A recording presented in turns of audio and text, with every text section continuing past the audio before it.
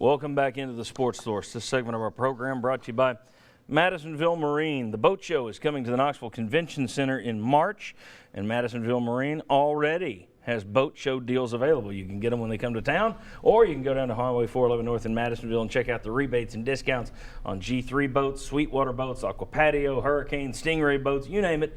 Always great deals at Madisonville Marine. All right, I want to welcome in the next member of our panel. Right over here we have Mr. Mark Pankratz. Always good to have you with us, sir. Butch Jones yesterday, first real comments since all of this stuff came out. He was asked about a culture problem, and he said, no, we've worked very hard to build our culture. We'll continue to defend it, but we're very proud of what we have here. When you just look at the academic excellence, the graduation rates, the community service, winning on the field, winning off the field, there is no culture problem.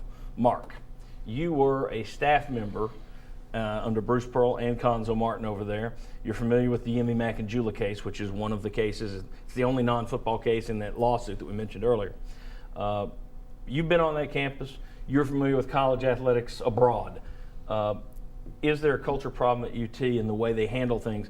Does the culture over there push the idea, and what it says is, does it push the idea that student athletes can commit sexual assaults, and an unusual process is used that's biased against the victims if they come forward? Do you buy that? No, I don't think there is any sort of that going on. These coaches do a great job of trying to educate the players. I think the university handles it in a way that they think is best, that is probably very similar to those at other universities. You know, I think some of this stuff is a cultural instance. I think you see a lot of that going on throughout all different walks of life, whether it's sports or different parts. But I don't think specifically just at the University of Tennessee there's any issues. I think they do. I think even now in the last couple of years, because there have been issues, I think they've gone above and beyond and done things to try to help educate these players. And I know that started back 6-7 years ago when Coach Pearl was there. Okay. Guys, do you think at any point that this hurts the football program specifically? Because most of it is targeting football. We'll talk about the overall athletic department a little later, but most of this targets football. Do you think this has an impact on recruiting? That's the big fear right now, that it will hurt Tennessee's recruiting. Josh, you're a recruiting guy. You cover it a lot. Do you think it hurts them?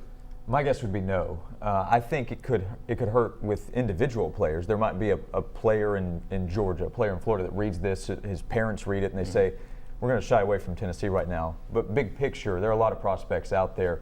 Big picture, no. I think Tennessee will be fine. Florida State's had major headlines that went against them.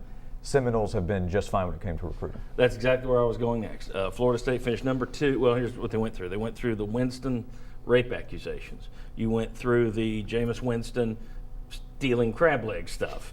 Then came the story that police in Tallahassee have covered up all manner of ills and crimes committed by Florida State football players. And then 2 weeks before signing day, they settle the case and pay off the Jameis Winston accuser. Then 2 weeks later, they sign the number 2 signing class in America. So as much as the fear is, oh gosh, this is going to hurt football, this is going to hurt, I don't think it will. We've seen this before. I think the only thing that can hurt you is a coaching change. Because if you've got a good enough recruiter, you can overcome anything.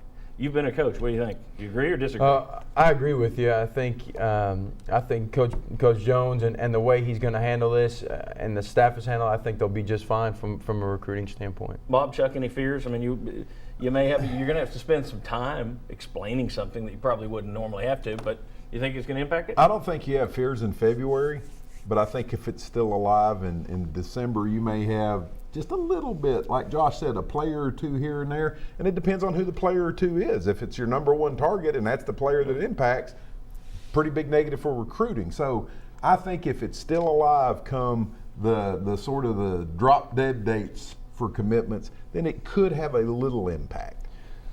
I don't really think it will, and I think Butch Jones will address it as he needs to. I don't think it's something that you bring up, but when somebody mentions it, you've got A, B, C, and D that you put out there and say, this is the situation.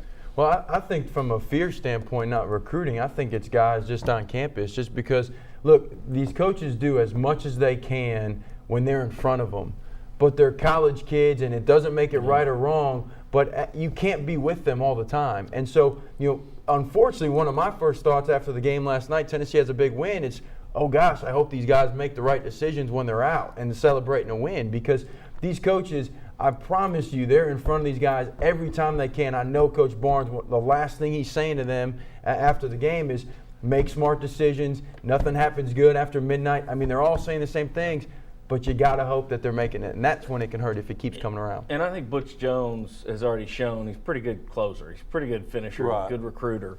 So I think, one of the bad things about this, I really, truly think, and we may talk about this in our overtime segment today, I think Butch Jones is pretty good on the discipline front. Now, you're going to have troubles at every school. The number of troubles he's had have not been huge compared to a lot of schools. That will break at some point. But for the most part, I think he's a very discipline-oriented coach. And I think it would be easy for him to sit there across from a mom and dad and say, look, my father was a policeman. We take this seriously. Every time something is made like this, we suspend the player. We follow the right processes. At the same time, I spend most of my time trying to teach your kid, my team, that you have to make smart decisions. Not only now, but for the rest of your life. I think you win people right back over. Now, you've wasted 5 minutes talking about it. Right. But I don't think that the fear, I've seen too many schools where it's like, oh gosh, this will tear up their recruiting. Never does. And this might sound like priorities are out of line in some way, but for elite prospects, if they're considering Tennessee, I think most of them will spend more time thinking, okay, what does Tennessee do on the field this year for the 2017 class I'm talking about? If Tennessee wins 10 or more football games this year, in the end, they have shown that they are back probably among the elite programs. And by next February, I think that's what most prospects will be focusing on. Yeah. You know what I think this is an argument for? Bring back athletic dorms. What are your thoughts on that, Mark? Very quickly. Athletic dorms. If they're going to want to do it, they're going to find a way to do it, whether it's athletic dorm or somewhere else. But do you get the satellite kid, the kid who may be easily led? If you've got him under a little bit more strict supervision, maybe he goes, no, instead of being on an apartment across town.